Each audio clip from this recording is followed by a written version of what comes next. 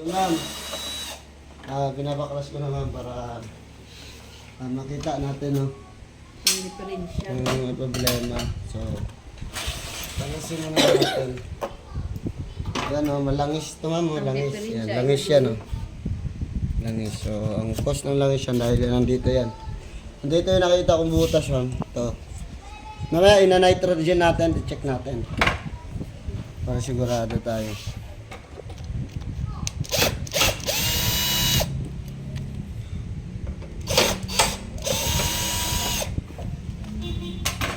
Kailangan ko lang siyang tanggalin. Nilinisan. Styro ko kasi ito eh. Hindi pwedeng sunog. Kasi maghihinang tayo.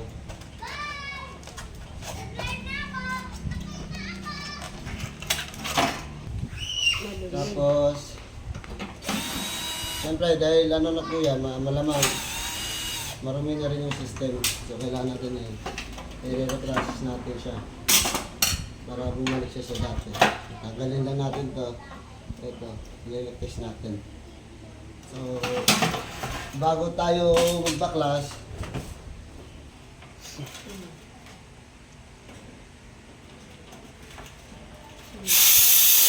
Ano yun? hangin na lang. Hangin na lang. Oh. Kasi kung preyon yan, maputi yung lalabas yan, puti. So, hangin na lang talaga. Wala na. Hangin na lang siya. Yun yung dahilan, no? Yan, hangin na lang.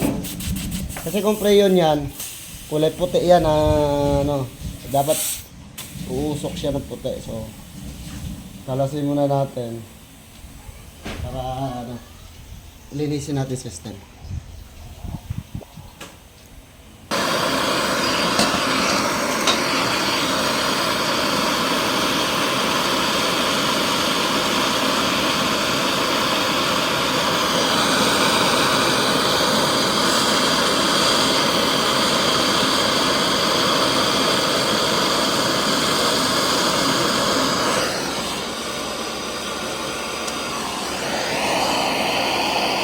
Hawakan mo yung dulo tayo. Hindi ako magkukulinsya. Okay.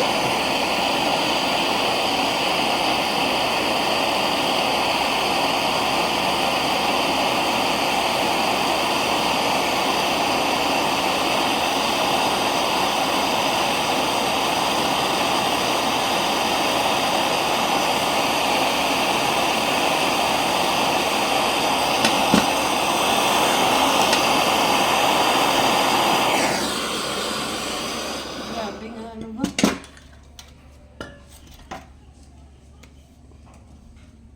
Lilinisin natin yan eh. Tapos ito rin. Para makita natin yung pinaka ano.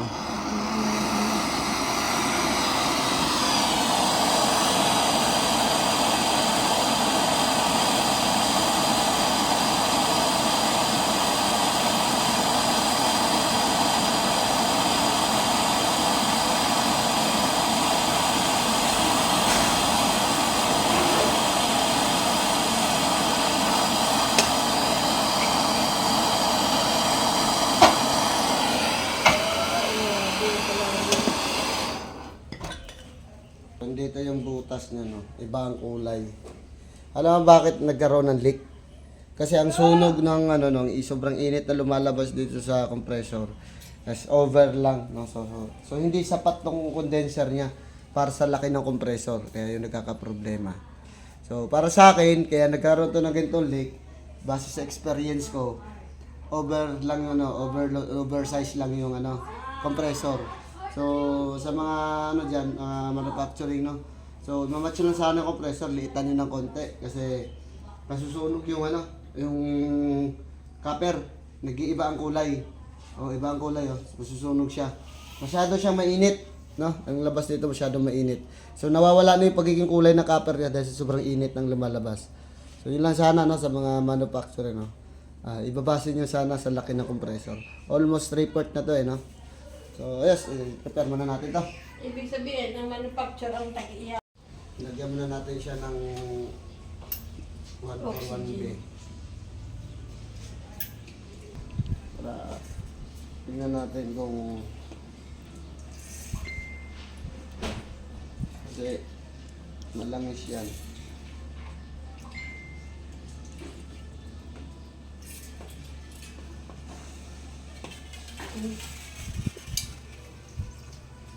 Yan. Andali.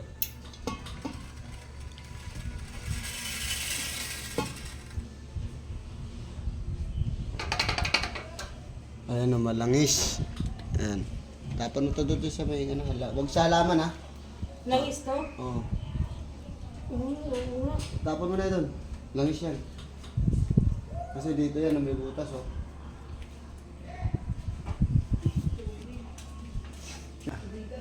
Nga, nalagyan natin ng pressure, ibababad naman natin sa ano, sa panggana para makita natin yung butas. Yan. Ito yung evaporator mo, no? Oh. Bababad na natin ito mamaya.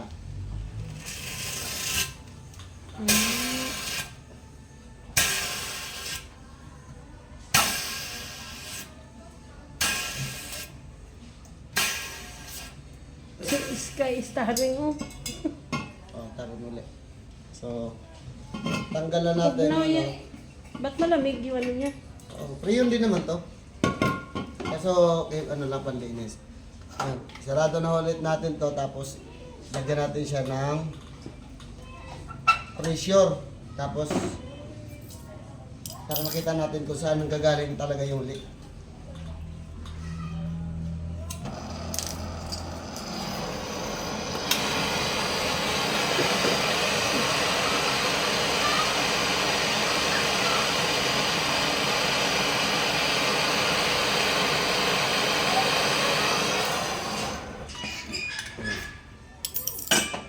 So, kunin ko na lang po yung nitrogen natin. Sa gauge. Oh, iba yung kulay oh.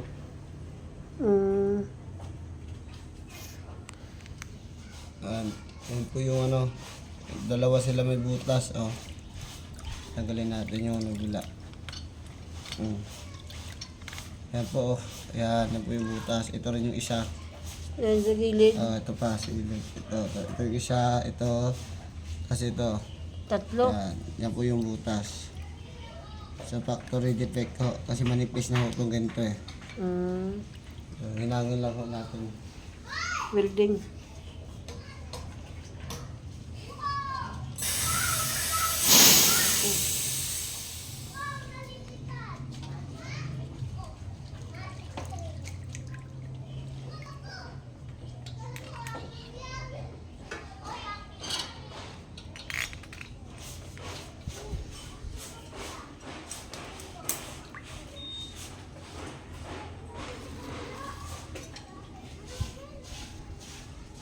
Pagkakain muna natin.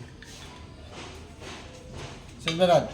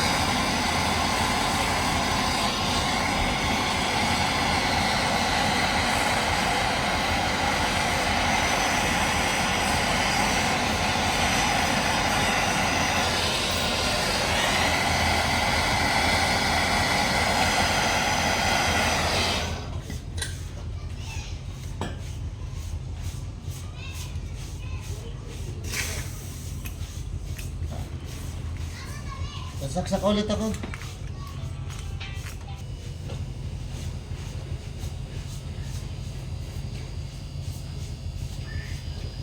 Susunod din natin itong isa.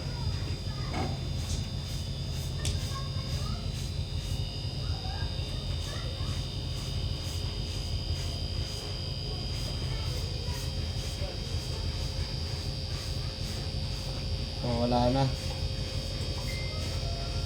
Wala na yung bubbles niya. So, try natin yung kabila. Hindi siya wala matibay ng aircon eh, no?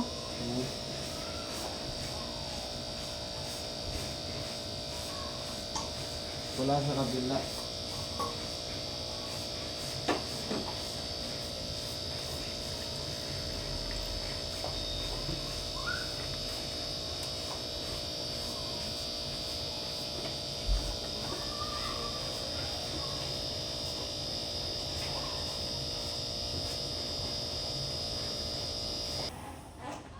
Ayan, wala nang bula.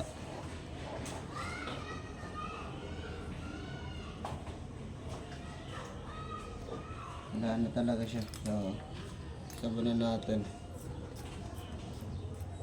Hindi na siya namumuti. Yan. Wala na, no?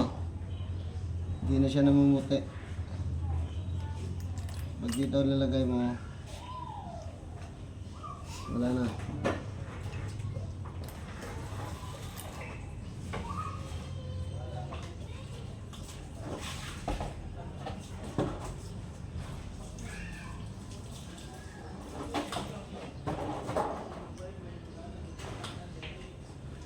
So wala na. So ito naman lagyan natin ito ng habang nakababa. Patayin ko ng video. Huwag lang. Sige.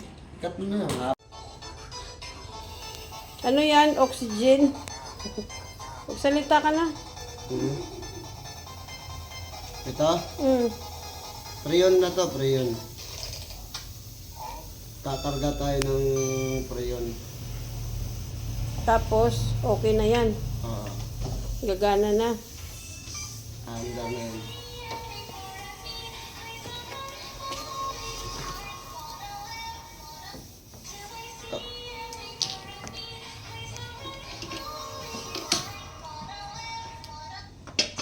So, ngayon. Ayaw sa Pindutin mo to. Mm.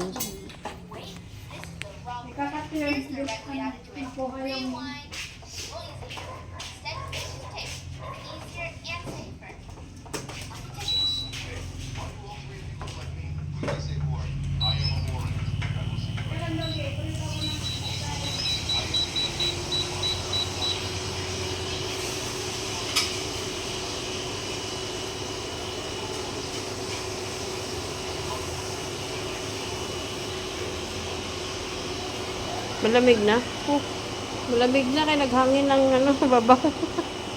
dapat mainit ang buga dito. So, ina, mainit to.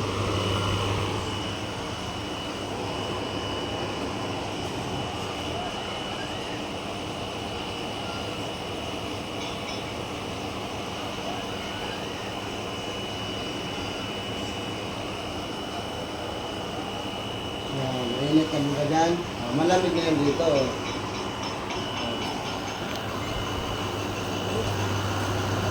Ay, oo.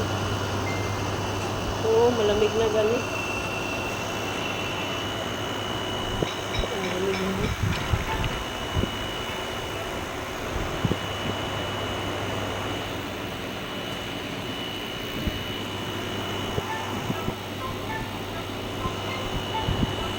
Tapos nagpapawas na dapat ito lahat. Ano, malamig yan eh. Ha? Tapos malamig to. Mainit to. Buto ka. Malamig.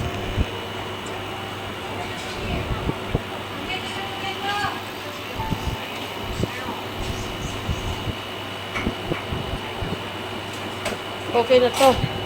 Okay na. Hindi good. Mag-approve ka na.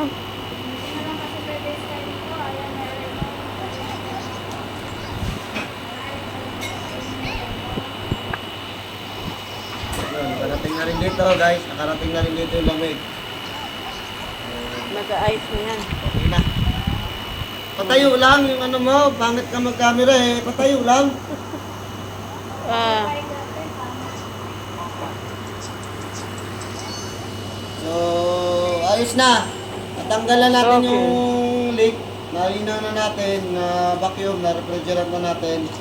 So, observation na lang. So, mainit yung buga. Ito malamig. So, ipipins off na natin, aalisin na natin to. Yun ang purpose doon kung bakit meron ako nito kasi para meron ako tanggahan ng priyon. Hindi na yung kukunin. Ha? Okay na. Gani, hindi na nakukunin yung araw. Kukunin to, putulin ko yan. Ihinangin natin yun. After dito, sabi nila sumasabog daw, no? So, papakita ko sa inyo kung paano maghinang ng R32 ng hindi nasasabog. Sabi nila, pumuputok kasi flammable daw, sabi. Ganito lang gawin nyo. Pause mo muna.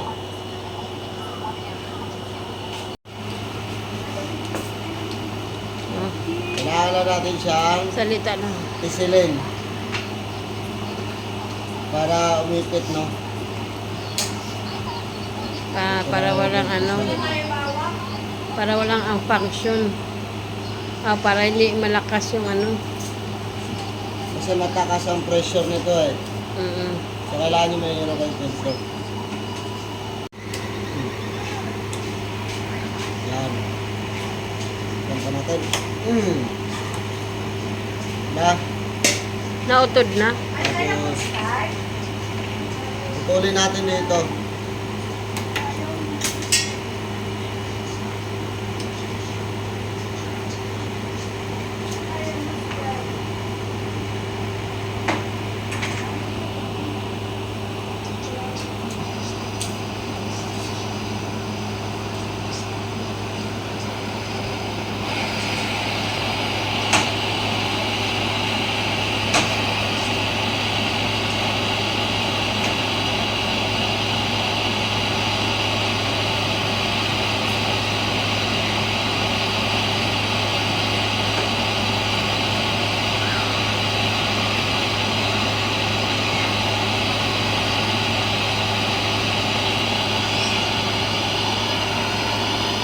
Diba?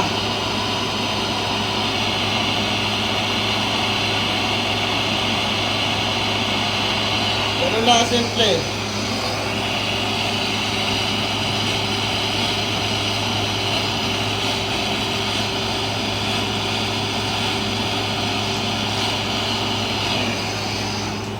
E di, pinsok na. R32 yan guys, R32 yan oh. See? Ganun lang. Kailangan walang singaw para make sure hindi ka magkakaproblema. Kasi dapa mo lang siya, baba mo lang yan. Okay na yan. So, malamig na rin. Ayan, malamig na lahat. Ito, tapakita mo. Nagpapawis na. Ayan, malamig na rin. Tapos hindi siya nag-yelo. Malamig na yan guys, malamig. Tapos, kung malalaman natin kung magka-cut off kung itatabi na tatapat natin ito dito. Yung hangin niya. Dapat mo 16. Lalagay natin siya sa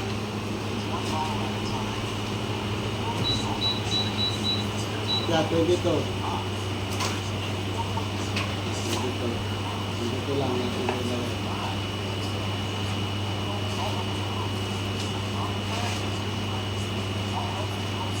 Lamig na yan. Itutubig na nga guys eh, baka magbaha na to kami dito mamaya. Araw, tubig na oo. Ha? Magbaha na to mamaya guys.